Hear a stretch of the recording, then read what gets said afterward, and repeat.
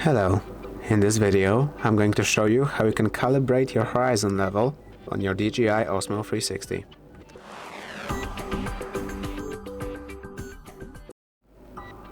If you notice the horizon level on your DJI Osmo 360 is somewhat misaligned, the way to calibrate it is to go into the control center.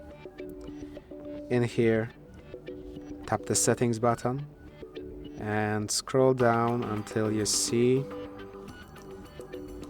horizon calibration. Enter it and then place your camera on a flat and preferably level surface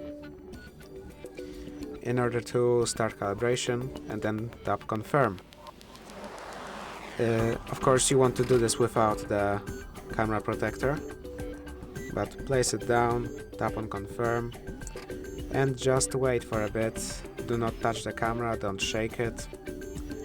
Just wait for it to say calibration complete, and once it does, tap on confirm and your horizon has been calibrated. You can exit settings. Now if this video was helpful to you, please consider subscribing, leave a like and a comment down below.